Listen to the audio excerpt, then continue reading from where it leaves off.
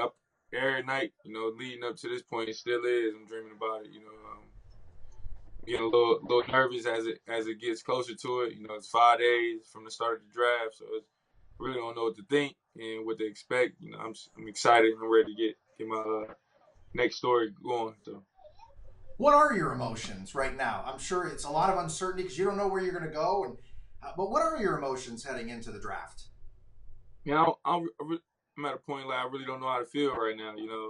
It's like a mixed emotion. Like now I'm really, really, really just ready to hear my name called for real. I'm excited.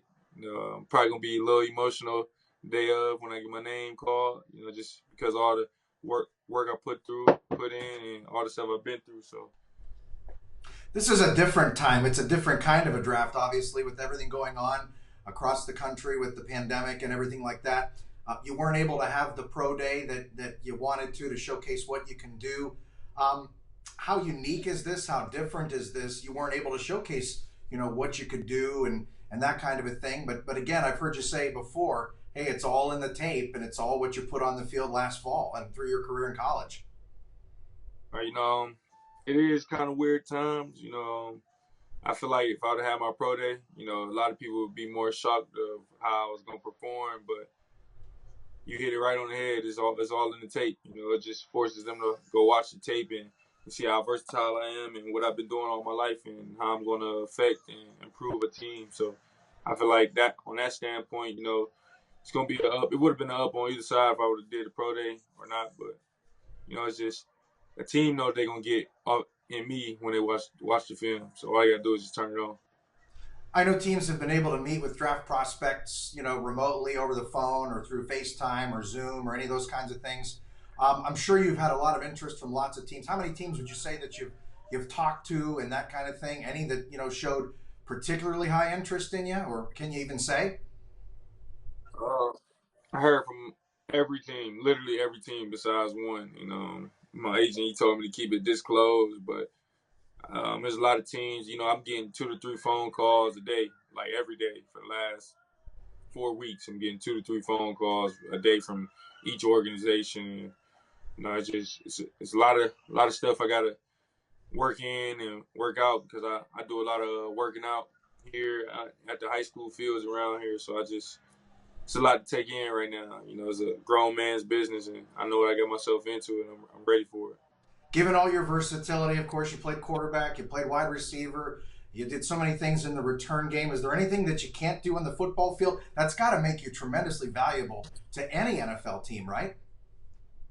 Oh yeah, definitely.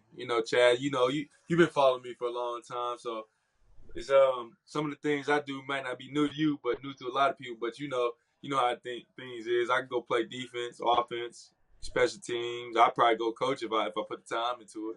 So it's just a lot of stuff I do is just it's a upside of and just a plus side for me. Is there a player in the NFL that you really look up to? I know we talked about this through your high school career, but is there a guy that people see playing on Sundays now, in the last few years that you sort of you kind of like yourself to, or you think you're similar in nature as a player? Oh yeah, LJ Lamar Jackson. Him and DeAnthony Thomas. I've been watching DeAnthony Thomas since I was probably in middle school. Oregon always been my favorite team. But still go Big Blue. Because I'm from Kentucky. But him and Lamar Jackson is people I look up to. They got a similar style of play like me. A lot of wiggle to him, fast. You play him anywhere. So It was just a few short years ago, not that long ago at all, when of course you committed to Kentucky with us. And it was a few short years ago when you were our two-time Big 22 Player of the Year. It was just a few years ago where you were lighting it up on our Game of the Week. What do you remember from those moments that we were able to showcase? And what do you remember fondly about those times making those huge plays and coming up with those big accomplishments? it was just at the end of the day, win, lose, or draw. It was always just a blessing. You guys was always there from the jump and throughout my whole career and going forward still. I just it's not much more so of a. I just remember the winning. I remember all the things I've been through.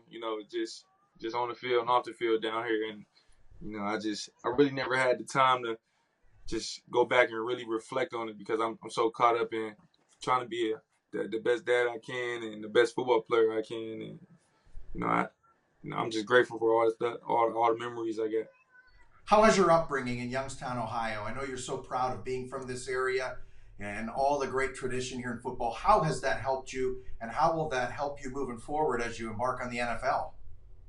Just Youngstown in general is always gonna help me because of the area. There's not a lot of good things to say really about it besides a couple things. I want to help turn that around. I'm gonna be the it factor that provide for this city and doing something good. So it's always gonna motivate me, and I know I'm not gonna be able to stop going hard until I'm able to fix it. What is that moment going to be like? I know it won't be, typical where, you're there in New York or Las Vegas or wherever the draft, would be held or has been held in the past. But what's that moment going to be like when you get that phone call and then you hear your name called, Lynn Bowden, drafted into the NFL? Man, it's gonna be emotional. I just know it is. The whole house, wherever I'm at, gonna be emotional. You know, I can tell now just the way I've been feeling for the last couple of days. As it beginning from a week from Thursday. So like, on Thursday, I felt me getting emotional. So I'm getting myself ready and prepared to be emotional. Last thing, and we'll let you go. There's a lot of people here in the valley that have been keeping tabs on you to see what you've been accomplishing, and they're going to be watching because, as you know, the draft is going to have a huge audience because there's not a lot of sports going on right now. What is your message to people from this area who have watched you, have supported you, and are now looking forward to cheering for you on Sundays? I want to thank them. A lot of people have been in my corner. Even the ones that really haven't been in my corner, but when I come around, they act like they was in my corner. I just want to thank them because without them, I wouldn't have got through so much stuff that I got through. And, I hope they just keep supporting me. And believe it or not, they don't know it. That their energy go a long way with the youth and the kids that's playing still. So I want them to encourage everybody to keep being strong and keep fighting, and just keep your hopes alive like me, because I was in everybody's shoes. I was a young kid just hoping for a dream, and I kept faith, and now I'm here.